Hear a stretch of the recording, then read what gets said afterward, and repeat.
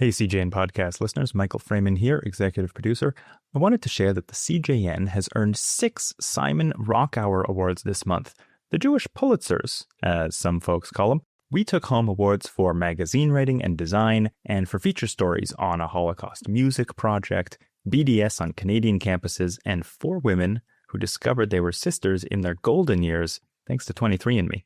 But we can't create award-winning journalism without your help. If you value independent Jewish journalism, please consider supporting us today at thecjn.ca/donate.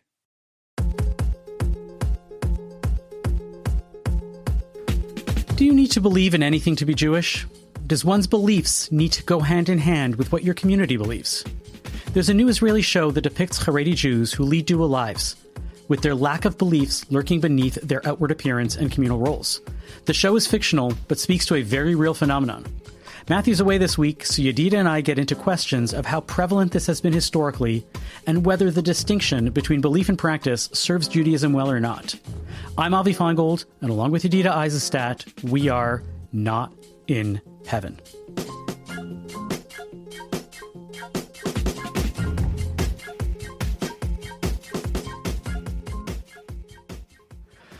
Yedida, how's it going? Hanging in, keeping everything going. You? That's good. The kids are all in camp. Finally, today they all, like, the last one left, and Monday they have to pick up the next one. So there's a brief window of time that we're going to enjoy. Just I've been you enjoying guys. So far. Nice. Yeah. That is quite the beard you are sporting, Rabbi. Matthew couldn't be here, so I decided yesterday to grow a beard so that he can be at least represented. This is all just from last night. No. I usually shave once a week during the 3 weeks and the time leading up to Tisha B'Av as a sort of a semi-sign of mourning. I'm not sure where I stand always. There's always a different thing. And this week I was like, whatever. It's the summertime. I'm not seeing anybody. So I let it go a little while longer. I don't know. A little scratchy. It's not my thing. It's been a while since I've done this, but here it is. I got a beard now for another few days. It's the 9 days. It's my sign of mourning. What else is on your mind during these 9 days? I think that, the past few years I've been able to really sit with the 9 days. I don't know why it's more, but the idea that, we don't eat certain things like eat meat or drink wine, or we don't bathe for pleasure, we don't go swimming for fun, or we don't do certain, especially enjoyable activities. It sits with you because it's the summertime and it's the time when you want to be out and enjoying life. And you're like, oh, this is what I'm doing to get ready for Tisha B'Av, to actually sit and mourn, the loss of the temple. It's kind of like the Aseret Yemei Tshuva leading up to Yom Kippur. It gives you that time. You can't just get into it and say, oh, now it's Yom Kippur, I feel like atoning. Same thing with Tisha B'Av. It's hard to just get into it and say, oh, now I feel like I have to mourn, even though yesterday I was going to a concert. So yeah, I think I do slow down, especially in the 9 days and the week of Tisha B'Av. What's your thing leading up to the days of Tisha B'Av? It's definitely on my mind, but we're vegetarian and I don't really drink much during the week, so those things don't resonate so much. I think that I'm struck by all of the lead up to it and sort of the graduated easing into it of the 3 weeks and then the 9 days and then the week of, and then obviously the day itself. But afterwards, really you wait a few more hours until the midday of the next day and then just sort of return to normalcy. And I think that there's something about how this is something that's in the past and 2,000 years ago. So we foreground the mourning and go up to it rather than when you're mourning sort of a contemporary loss. Obviously, you feel it more after than before. So I was going to say, Rabbi Soloveitchik points out that it's sort of a Shiva and Shloshim, but in reverse. Yeah. You do the year, then to the Shloshim, then to the Shiva, and then that's the 3 weeks into the 9 days into the week of Tisha B'Av, leading to the actual death itself. And so it works in a nice chiasm the way that you're talking about it, this backwards and forwards sort of structure. I like that. Speaking of the fact that it's a long time ago, I've been pondering this the past week more than other years. I don't know why, but what do you make of the people who think that Tisha B'Av should be minimized nowadays, especially in light of the fact that we have a state of Israel, that we are in the process of rebuilding, and this, we are working towards something that is more of a redemption or a redeemed age, and therefore, even though we don't have a temple, we should think about the good things and move in that direction. I don't want to minimize that perspective because I think it's a really interesting one. It is a fabulous and interesting and bizarre experience, and I can't think of really the word that I'm looking for, to sit in a rebuilt Jerusalem and read Eicha. So for people who have the opportunity to do that, it is very moving. But I don't think that that's what, obviously Tisha B'Av is about mourning the destruction of both temples, but I think it's also about so much more than that. And I think that the many teachings and statements of the rabbis about what led to Tisha B'Av and the learning the lessons of the ruptures and the baseless hatred and the interpersonal relations. I don't think that we can just throw all of that out of the window because much of Jerusalem has been rebuilt. I think that the inner work that Tisha B'Av requires is still worth doing and very important, perhaps most especially this year. So that's one of the things I'm thinking about. Is there something that you find really tedious that you're like, oh, I really wish this doesn't make sense to me in the 9 days? Things that don't really resonate with me about Tisha B'Av. No, we've talked about this. We actually talked about it. I was thinking about our podcast from last year where we talked a lot about Tisha B'Av.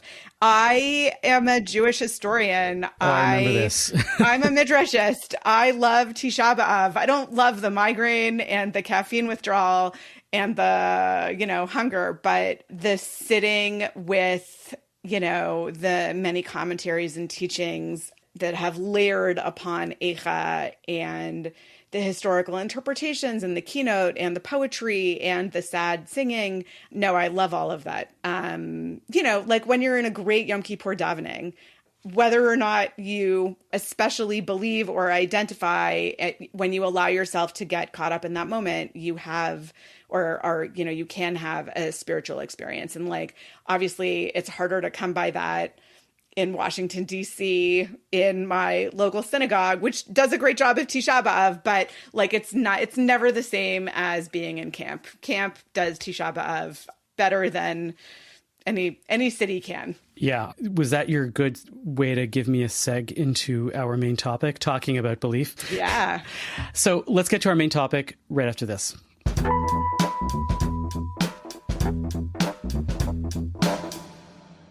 Okay, so our producer, Zach, actually flagged a show for us called Behastura, which is out in Israel, and it means in hiding. In English, they're calling it ambiguity. And it's about a group of Haredim in Jerusalem who basically are living still a Haredi life on the outside, but they have this safe house where they get to live their basically non-believing selves in secret with other non-believing Haredim and the lives that are intertwined amongst them. I only watched a couple of episodes because it's only available in Israel, but it's really just a launching point for being able to discuss the nature of belief and non-belief, the notion of Jewish atheism, the idea that there are people who are outwardly non-believers and still go to shul. There are people that are outwardly non-believers and go to secular humanist shuls and congregations. The idea that there are people that don't believe, but they're still part of our social lives. And why is it that they're still there?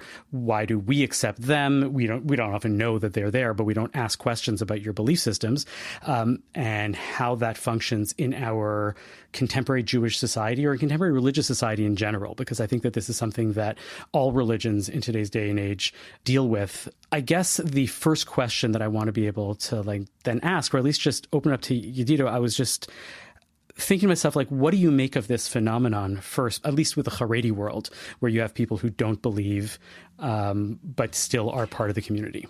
Well, I think the premise of the show is fascinating, and I'm not really at all surprised to learn that this is something that it seems hard to get, or impossible probably to get good statistics on, but I'm not surprised that this is a phenomenon in the Haredi world.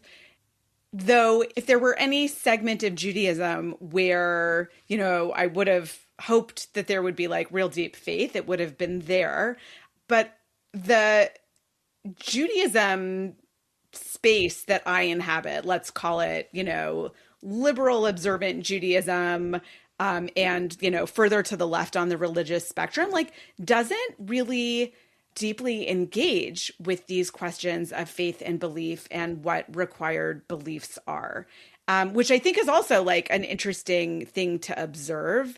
And I think also, even it sounds like in the show that the absence of faith is what brings these people together. I mean, you watch the show. Do they talk about it? Do they like have deep philosophical, theological conversations? It comes up in moments, but it comes up in a way that like you get to see that they're not like asking first principles. They're already assuming a set of knowledge in one hand and a lack of belief in the other, and what that implies. So there's a lot of shorthand going on, at least in the few episodes that I've seen, and maybe the later episodes it does open up. Right. I think one of the interesting questions is why, right? There's like the real people and then there's the TV show, but the show to some extent is based on real people's lived experiences, right? One of the writers, it's sort of about a life that he lived for a long time. Like, people choose to stay. And I think that that's also like a really interesting observation. And I think there are myriad reasons that somebody chooses to stay. And I think that that's also really analogous to people who choose to live an observant lifestyle and, are agnostic about God or go back and forth, right? Like, I think that the idea that people who have deep faith then are very religious, like, I don't think that those pieces match up cleanly, that there's like a one-to-one faith and observance match in modernity. I'll go one step further. I don't think that there was ever really a one-to-one match. I'm sure that in the medieval era, you had many people who didn't necessarily believe or didn't know what belief was. It's just this is what you do, and this is where you're at, and this is who your people are. What makes Spinoza such a shocking phenomenon to the Jewish community is that here is somebody who is open and expressing this belief and saying, no, I am going to talk openly about my heresy and say that this is important and I'm still part of the Jewish community, even if you don't want me to be. He's, historians talk about him as the first person who just like leaves the community and really doesn't care and is just gone and like, have a nice life. Don't let the door hit you on the way out. Right. Like, he is able to carry on without the communal ties. And I think that those communal ties are what keep people connected. And part of, I think, why people stay, either that they acknowledge the beauty in the lifestyle, even if it doesn't match up with their belief system, but either it's the only community they know, they don't have the means necessarily of surviving in the not religious great big world out there, or they have family ties, or there's a huge amount of cognitive dissonance and it's deeply depressing and impossible and it eventually breaks down. There's like a lot of different possibilities here. What I like that you're highlighting is the thing that has been recurring in every one of these articles that I've been reading is the social aspect. The fact that religion and society are a lot more intertwined than religion and faith. If you're going to say that there's that far, but yes. What I guess I'm trying to say is you're talking about the fact that there's a mismatch often between people's beliefs and what they're practicing and where they are in the community. The fact that you don't believe doesn't mean you want to leave your community. And you like these people, you like the rituals, you like the practices, right? The fact that these people are singing songs with a guitar on Shabbat in their Haredi little mini safe house without wearing kippahs. You and I know people that have left, religion, left the Jewish fold or left practicing Judaism and still listen to Haredi music or to listen to whatever Jewish music they grew up with because that's their music of their youth or that's the music that speaks to them. And I respect that. And I think that there are people who remain Orthodox, whose belief is actually contingent on the fact that they're still in a community and in a society. And if they were alone, they would actually probably lose some of those practices and eventually lose some of the faith. But the fact that they are in a community and other people are doing it is something that is actually part of it. So I don't want to discount for a lot of people the idea that community and society and the ability to be part of these people actually helps them. Not if the people that are doing it, not by choice, because there are definitely people that are in the show and that are in the community who basically say, look, if I leave, I'm not going to be able to see my kids. I'm going to lose all of my contacts. I'm not going to be able to do business anymore because I don't have any tools to function in the real world. And there are definitely organizations that have helped that now. But there are people who say whatever benefits the community have outweigh whatever personal doubts or lack of belief that I have instead. And I think there's nothing wrong with that. I mean, there was discussion about, a young man who is not yet married, who is not a believer anymore, right? Like, is it ethical for him to marry a nice Jewish girl who is a believer and then enter into this life and build a life with her based on a lie? I think that that's a live question. So this question shows up in Ami magazine in a piece about these. Yeah, give more framing for Ami. Yeah. So Ami magazine, which is one of the main Haredi media outlets, did a piece about this and really talked about it in shocking terms. Like, these are people among us and we'll never know because they act like us and they do like us and they speak and they're in our shuls and our communities and they're giving these divrei Torah and they're around, but they don't believe anything. And like, oh, you have to be careful. And one of the things that came up was that they asked this question about this to this young guy. Don't you think you're being unethical if you're going to marry somebody who's religious? And he had some very good answers, I think, for himself. He was like, look, the only women that I'm aware of that might have any sort of attraction to are these Haredi girls. And so I'm either going to remain single or I want to marry one of these people. If you ask me, what's the only unethical thing about that is if somebody asks you point blank, right? If you're dating somebody and you're going to get married and she was like, or he was like, what do you believe? And you lied about it, that might be, a problem. The thing that I found shocking about the Ami article was where they talk about, where was this section? Unlike many of the formerly frum, these orthoprax men are not bitter towards Judaism. They don't claim to have been abused, and their family lives tend to have been stable. None of the typical precursors to religious rebellion were present in the orthoprax. They simply left their emunah behind, following instead a nonsensical thought process into the thicket of apicorsis. That was the thing that actually made me feel kind of icky. I was wearing my historian, Jewish sociology hat while I was reading all of this. And I think it needs to be pointed out that Jewish sources themselves have a lot of disagreement. One of the hallmarks of Midrash and the rabbis is the lack of agreement. And I think also Rabbinic Judaism and Christianity develop in sort of a conversation with each other. And if one of the religions is really, really, really, really focused on faith and dogma, it isn't Judaism, right? Like, Christianity makes difficult demands on a person's belief system and faith. And Judaism ends up being the religion that has like much more of a focus on the acts, on fulfilling the commandments, on doing the law and the mitzvot. So that goes back to there doesn't need to be a one-to-one matchup between faith and observance, right? Like, you can be kind of agnostic and not sure. And, sometimes you're having a spiritual experience and like you feel God, and other times you're like, nah, I don't think so. And like, that's allowed sort of as long as you continue to do the things that God wants from you. And so I think that there's a split to be made there.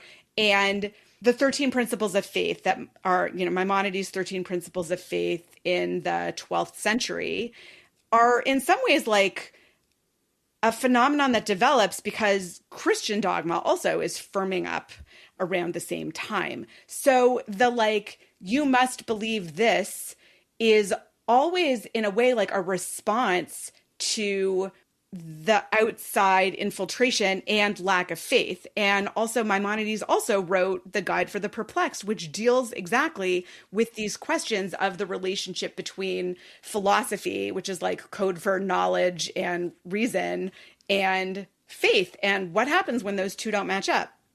And so I think that like the Haredi world's doubling down on this is to some extent a response to modernity, right? Like, you don't see in the pre-modern world to the same extent, like the exclusion and you must stay out of and you can't study this and we're going to be totally insular and lock everything else out. God forbid an idea come in that will lead to your developing a lack of faith, right? Like it's much harder to keep somebody innocent of knowledge and science and the larger world outside, whether or not that leads to the breakdown of their faith.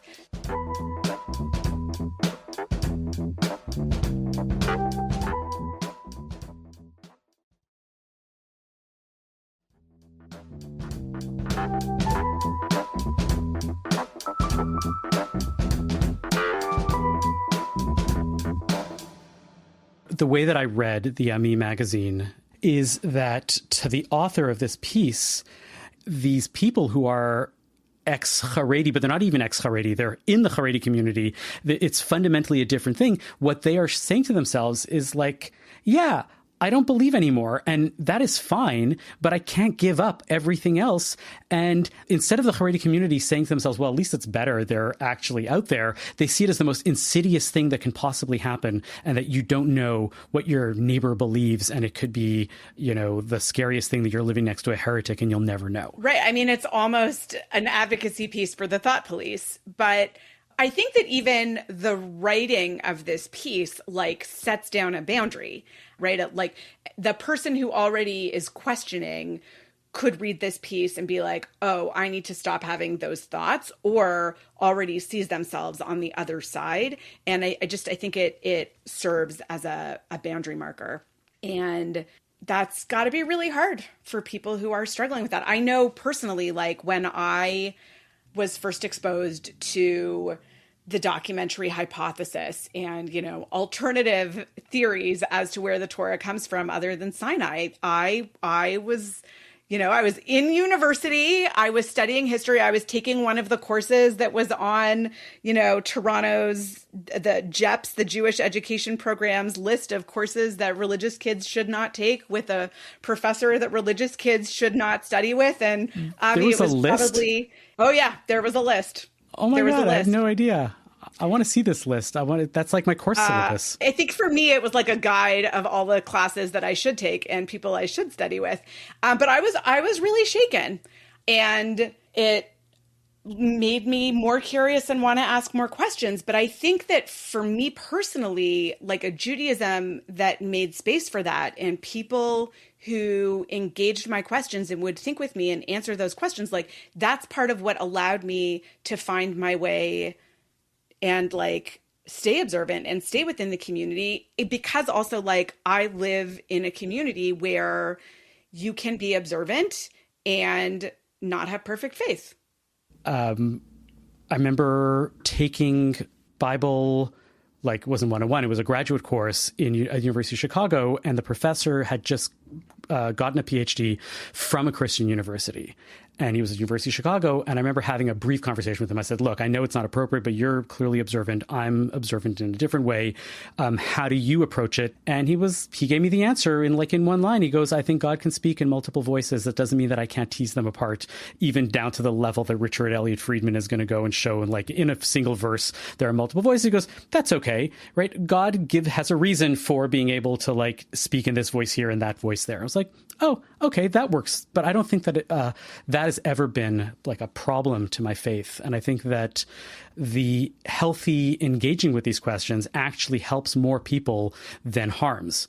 And more people will be able to engage with the questions and walk away with a satisfactory answer than the people who are told that these are not good questions. And as soon as you have questions, well, you're clearly out, and then you're a heretic. So that's something that I think is missing from that. What I find fascinating as we talk about this is we're just talking about the Orthodox community, and this doesn't exist in liberal Judaism almost at all. I'm not just talking about the Orthodox community. It's weird. So then tell me what's going on. Like in my mind, I'm thinking like the things that I'm talking about are basically for a lot of people that are Orthodox.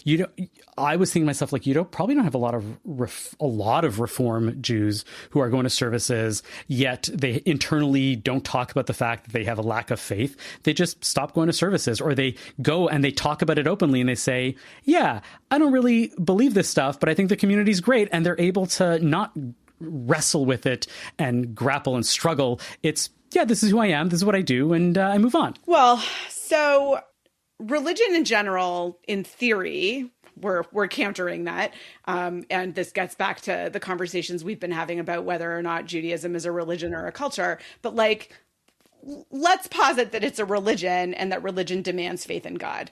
I don't know that everybody is having like a deep theological, philosophical struggle inside themselves about, you know, whether or not their agnosticism or atheism determines whether or not they go to shul on Yom Kippur. Right. So we definitely see some people having that struggle, but other people are, nope, this is what Jews do. And so there's the like cultural piece and there's the social norm piece that I think are to a large extent dictating people's practices. And to respond to something that you said earlier, I think that a religion or Jewish practice, let's just say Jewish practice and limit it, that is predicated only on faith and like built on a, you believe this and therefore you do that. It is a shaky foundation when belief for whatever reason is shaken. And we see conversations about this all the way back to antiquity, right? Like when the Talmud talks about, the young Elisha ben Abuya who sees somebody do the biblical commandment of sending away the mother bird and then promptly fall off the ladder and die, right? Like that is the, what's the word? When bad things happen to good people, I'm forgetting the word. Yes. Theodicy. Theodicy. Oh my God. Thank you. The right, like the Torah promises a long life if you do that mitzvah, and then that person promptly dies. So that does raise the internal crisis. And he is a fully educated rabbi, right? Like he has his smicha. He has like the best rabbinic ordination that was available in his day, and he leaves the fold. And the rabbis like, do and don't continue to engage with him. And that is the like ancient rabbis' way of thinking about exactly this question.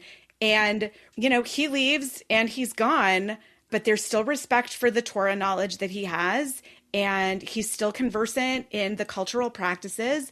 And, he chooses his path and they choose their path. And, it's sad for the rabbis, but they go, you disagree with my reading of that story? No, I'm totally down with that. I have to say, though, incidentally, did you see a few months ago, the New York Times Magazine had a whole package called How to Be Cultured? It was like no, but I should read it. It's really, really good. It's all online. And one of the things that they had to talk about in the architecture section was called the 10 most influential gardening styles. I'm going somewhere with this. And the first one was Persian. And the Persian gardening style is distinguishing characteristics are enclosed, shaded, lush. The word paradise indirectly stems from an ancient Persian word signifying a walled-off garden. And the common elements are a 4-quadrant design with 2 perpendicular axes, amongst many other things. And I was like, oh, that's the Pardes. Yes. It's a walled-off garden with 4 distinct sections. And the reason that you are mentioning the Pardes in relation to Elisha ben Abuya is, Rabbi. Thank you. Please finish it for me. That he's one of the 4 rabbis who performs some magic with God's name and goes up to God's throne room. And, each of them has a separate experience. Rabbi Akiva is fine. Elisha ben Abuya leaves his faith. Somebody else loses the ability to speak, and somebody else goes crazy. Somebody dies. There you Somebody go. dies, somebody goes crazy. I always miss one. Yeah. I mean, because we were just talking about theodicy, seeing the destruction of the temple, imagine yourself 2,000 years ago, it's the year 70, you're living in Jerusalem during the siege. Like, what do you think is going to happen? Is God going to save the Jewish people in the temple, or are the Romans going to destroy the temple? Like, what would you have done? I mean, what would I have done as a citizen in Jerusalem in a sieged city? Which sect, who would you have been fighting for? Oh, I mean, I'm totally a Pharisee. Let's be honest. There's no question that I'm a Pharisee. Would I have lost my faith because of seeing what's going on? No, because the Pharisees clearly understand that the Bible is filled with examples of great people that suffer, and that that's not necessarily... The theology has to catch up to it to say, oh, no, there's a world to come where all the good stuff is actually going to happen. That's not evident. And indeed, that is where the world to come comes from. Yeah, Go ahead. It's not evident from Tanakh, from just reading the stories in the Bible, that's the case. And so I don't think that it would be a problem for me, because I don't think that I would hope that I didn't believe that this is happening simply because I did something wrong or we as a people did something wrong. Sometimes it's a lot more complicated than that. So you're Yochanan ben Zakkai. You sneak out and have the conversation and negotiate for, Jews to be allowed to survive. Yeah, to figure out what's the next step. Absolutely. I am totally a Yochanan ben Zakkai in this moment. I mean, I don't think I'm look who thinks he's Yochanan ben Zakkai. It's not that, literally, but I think that definitely I am one of those people that says, okay, this is it here. What's our next move? We just have to live and move on, and that's it. Yeah, that's totally me. Are you different? Are you a Sadducee? You're an Essene, aren't you? No. You're not a person of the book, writing Pardon? scrolls. You're not writing scrolls in caves. It's just the holiness is too much for you. So, I mean, we're not going to go down this rabbit hole, but there are a lot of people investigating right now where those scrolls came from. And there are some interesting questions there. I actually recently learned a whole bunch of stuff about the Dead Sea Scrolls that I had no idea about. Anyway, I actually, until I asked you that question, I'd never really thought about which team I would have been fighting for. And no, for me, the big takeaway is, at least the way Josephus tells it, and not an objective historian by a long shot, but that there were multiple opportunities, right? Like the Jews inside the wall could have survived the siege for a lot longer, or maybe indefinitely, if the Sicarii had not burned the food stores. And it's interesting how Josephus's narrative lines up to some extent with the rabbinic narrative that sinat chinam, that inability for people to come together and talk to each other and find any kind of agreement or path forward is, what led to the destruction. And that for me, that's my big Tisha B'Av feeling this year, while, forests in Canada burn and the air pollution comes down here and gives me migraines, which is a fine problem to have, all things considered. And, I put my kids in their COVID masks to take them to camp last week. The world is burning, America and Iran, God knows what's going to happen on that front. Israel is complicated. It just feels like a time when it would be really good if we could all figure out how to talk to each other and find some agreement. Is this your official transition to textual healing? It could be. It could be. Okay, well, let's transition to textual healing. Textual healing. It's time for some textual healing. Let's get biblical. Tell me a parsha, and we'll make it physical. Textual healing. It's time for some textual healing.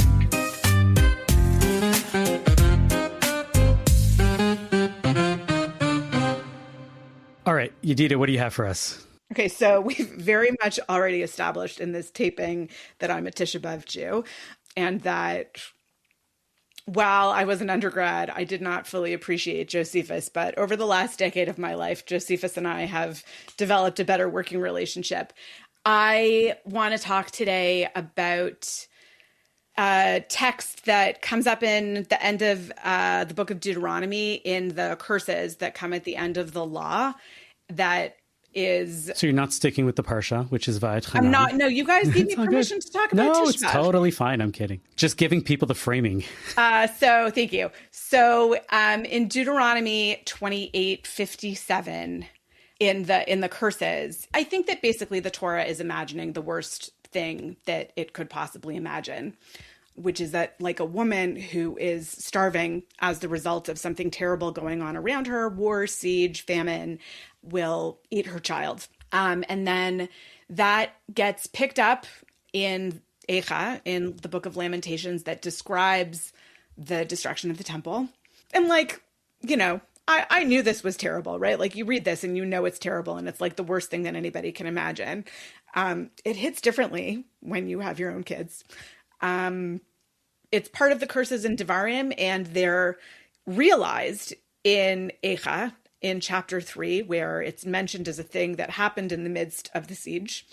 But also the rabbis, this woman who does this is part of rabbinic literature. So they pick up the theme again also. And lesser known is that she also appears in Josephus. In the Jewish War, when Josephus is talking about the destruction of the temple, the thing that I think it's Titus, but it might be Vespasian because I confuse them. Sorry, team. That the person in charge of the siege and destroying Jerusalem, he hears the terrible thing that has happened inside, that a woman has eaten her own child. And that is what leads him to decide to just burn it all down. And you can find that text in the Jewish War in Josephus, book 6, lines 193 to 217. So, which, if you're ever really looking to read something on Tisha B'Av afternoon, there's not much better than you can do than reading the Jewish War by Josephus.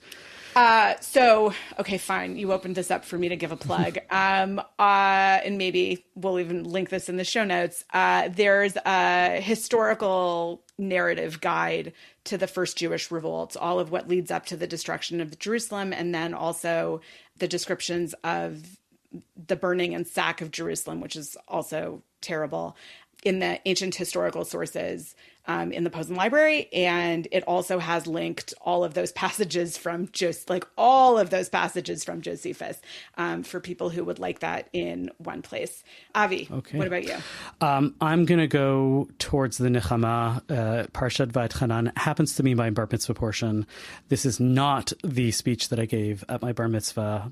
I feel like every year, because I'm either reading it or it's just so obvious to me that the words are the words and I'm going through it, I don't often stop and just read the entire Parsha, especially with the translation, with understanding what's going on. It has so much in it. It is stocked, right? This is a speech that is stacked with the Shema, with the 10 Commandments, with so many other verses that we are famous and known. It has the Bikurim passage that we say when we have the Bikurim. Anyway, sorry. Sure, that too. Right? There's like statements of faith in there. There's big stuff. So much in there, but it starts with this long passage, which is part of the speech of Moshe, where he asks to be let into the land of Israel, which was like his dream of his. This is exactly what he's been doing, and God refuses, and God refuses, and God refuses.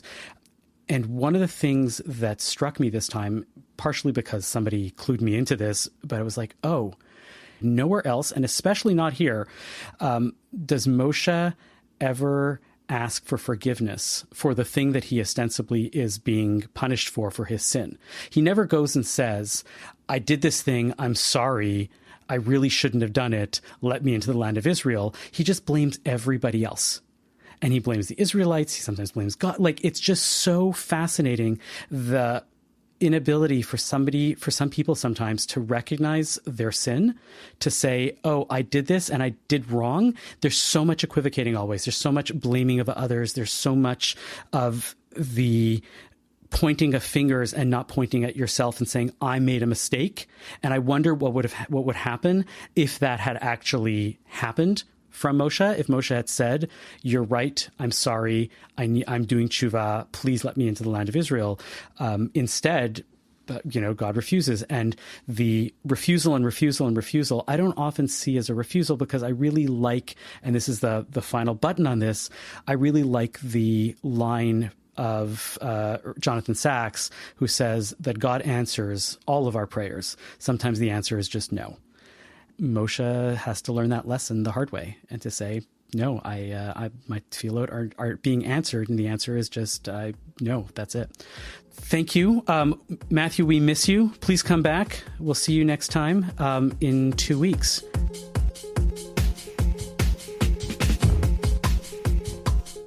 Thank you for listening to Not in Heaven this week. Our producer and editor is Zachary Kaufman. Michael Freeman is the executive producer. To catch every episode, subscribe wherever you get your podcasts. If you'd like to support our show, consider making a donation to the CJN at thecjn.ca/donate.